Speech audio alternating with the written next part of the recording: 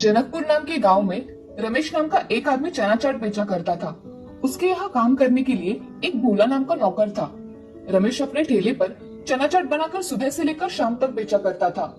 रमेश के चना चाट में एक अलग ही स्वाद था, जिसके कारण सभी लोग उसकी चना चाट खाने बड़े चाव से आया करते थे।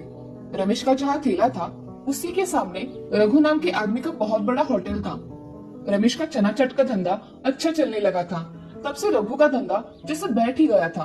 एक दिन रघु अपने नौकर शिवा से, अरे शिवा, ये रमेश चना चाट बड़ा ही फेमस हो रहा है। इसकी वजह से हमारा धंधा ही नहीं हो रहा। हाँ मालिक, आप सही कह रहे हो। उस रमेश की वजह से हमारे होटल में कोई नहीं आता। हमारे सारे ग्राहक उसी के पीछे खींचे चले जाते हैं। शिवा सुनो, उसके चना चाट की क्या खासियत है, ये जरा पता करके आओ। तभी शिवा रमेश के ठेले पर चला जाता है और शिवा रमेश से कहता है, रमेश भाई, मुझे एक प्लेट चना चाट देना जरा। हाँ, अभी देता हूँ। ऐसा कहकर रमेश चना चाट बनाने लगता है। तभी शिवा ध्यान से देखता है कि रमेश कैसे चना चाट बना रहा है। रमेश चने पर कुछ मसाले डालता है। उन मसालों की खुशबू बहुत अच्छी आती है। वो खुशबू सुन शिवा रमेश से, अरे रमेश भाई, इन मसालों में क्या मिलाया है? बहुत अच्छी खुशबू आ रही है तुम्हारे मसालों की।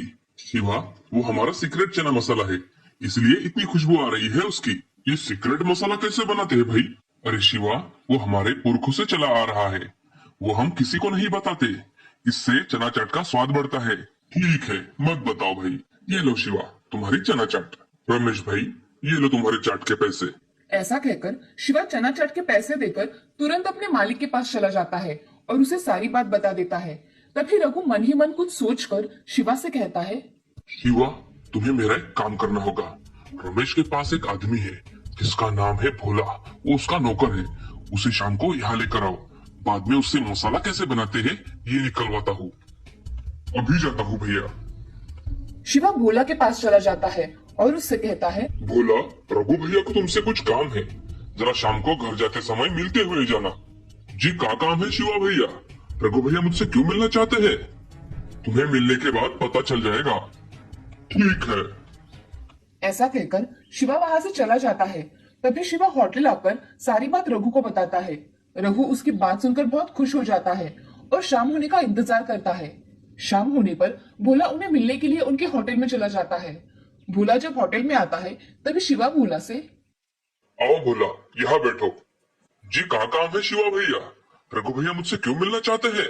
तभी रघु अंदर से बाहर आ जाता है और भोला से, अरे कैसे हो भोला? हम ठीक है भैया, आपने मुझे बुलाया? कुछ काम था क्या मुझसे? हाँ भोला, मुझे तुमसे कुछ पूछना था। हाँ भैया, आप पूछिए, क्या पूछना है आपको? तभी रघु उसके हाथ में पैसों का बंडल रख देता है और उससे पूछता है, भोला, ये पैसे तुम्हारे लिए। अब मुझे ये बताओ, रमेश चाट में जो मसाला इस्तेमाल करता है, वो मसाला कैसे बनाते हैं? और भैया, मुझे ठीक से याद नहीं आ रहा। याद करके बताओ, तुम्हें याद आ जाएगा।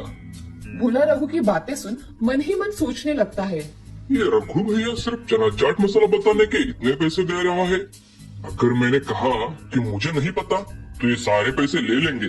इससे अच्छे से कुछ भी बताकर अपना काम करवा लेता हूँ।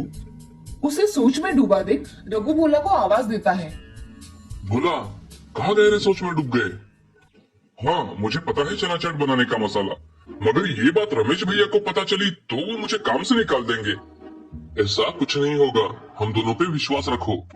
ठीक है। ऐसा कहकर भोला चना चाट मसाला बनाने के लिए साहित्य बताता है।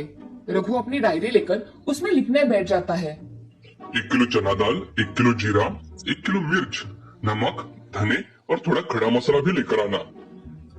रघु सब साहित्य लिख लेता है और रघु भोला से, अरे भोला, इसे बनाना कैसे है? मैं तुम्हें सारा सामान ला कर दूंगा, तुम ये मसाला बना कर देना मुझे। रघु भैया, मैं कल सुबह आता हूँ, तुम ये सामान ला कर रखना। ठीक है। अब भोला पैसे लेकर घर चला जाता है और अगले दिन रघु के दुकान पर जल्दी आ जाता है। रघु उसका इंतजार ही कर रहा था। आओ भोला, जल्दी मसाला बनाते हैं। हाँ चलिए। ऐसा कहकर भोला रघु के साथ उसके रसोई में चला जाता है। वहां जाकर एक बड़े बर्तन में सारे मसाले डालकर भूनने लगता है और भूनने के बाद उन्हें एक प्लेट में निकालकर उसको मिक्सर पे पीस लेता है। ये सब रघु और शिवा देख रहे थे। तभी रघु भोला से, अरे भोला, इतनी जल्दी बन गया मसाला? हाँ, बन गया मसाला। यही मसाला होता है चना चाट में। अब इसे अच्छे डिब्बे में भर के रखो। अब मैं चलता हूँ। ऐसा कहकर भोला वहां से चला जाता है। बाहर आकर भोला खुद से, हे भगवान, मैंने तो उनको कौन सा मसाला बना कर दिया क्या पता। चलो मैं अपने काम पर चला जाता हूँ। ऐसा कहकर भोला ठेले पर काम करने के लिए चला जाता है। इधर रघु और शिवा बहुत खुश होते हैं कि उनको वो सीक्रेट मसाला मिल गया। अब अगले दिन रघु अपना ठेला ठीक रमेश के ठेले के सामने लगा देता है। वो देख रमेश थोड़ा चौंक जाता है, मगर फिर से अपना काम करने में व्यस्त हो जाता है। अब रघु और शिवा ठेले पर खड़े होकर ग्राहकों से, अरे भाइयों, आओ आओ, हमारे हाथ का स्वादिष्ट चना मसाला खाओ। एक बार खाया तो खाते ही रह जाओगे। शिवा की बातें सुन कुछ लोग उसके ठेले पर चले जाते हैं। शिवा उनको चना चाट बनाकर देता है। चना चाट को खाते ही लोग थू थू करने लगते हैं। उसका कुछ अलग ही स्वाद था। एक आदमी रघु से, अरे रघु, क्या मिलाया है इस चना चाट में? बहुत कड़वा है भाई, ऐसा कभी होता है क्या चना चाट?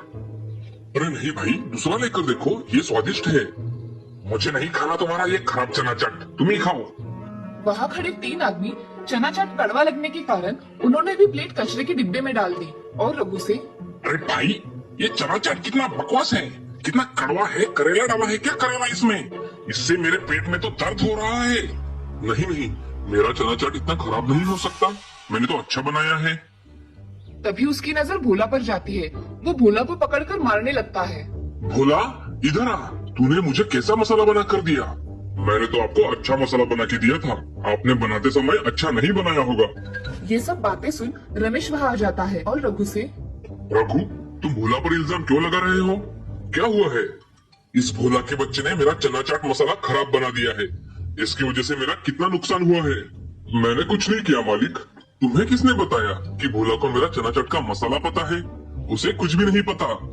क्या इस भोला को चना मसाला बनाना नहीं आता? रघु, उसे कुछ भी नहीं पता। वो मसाला मैं खुद घर पर बनाता हूँ और इधर लेकर आता हूँ। वहाँ खड़े लोगों ने रघु के खिलाफ पुलिस कंप्लेंट कर दी। तभी वहाँ पुलिस आते हैं। पुलिस को देख रघु, क्या हुआ इंस्पेक्टर साहब, आप यहाँ? मेरे पास तुम्हारे खिलाफ पुलिस कंप्लेंट है। तुम्हारे चना चाट की वजह से लोगों के पेट खराब हुए हैं। खराब चना चाट बेचते हो, अब चलो जेल में। ऐसा सुनते ही रघु बहुत डर जाता है और इंस्पेक्टर साहब से, इंस्पेक्टर साहब, मुझे माफ कर दीजिए, मुझसे गलती हो गई। अब से मैं चना चाट नहीं बेचूंगा। ये सब पुलिस स्टेशन में जाकर बताना। अब चलो। पुलिस उनको लेकर वहाँ से चला जाता है और रमेश फिर से अपने ठेले पर काम करने लग जाता है। इस कहानी से हमें ये सीख मिलती है कि जिंदगी में कभी भी लालच नहीं करना चाहिए। लालच की वजह से हमेशा नुकसान ही होता है। लालच बुरी बला होती है।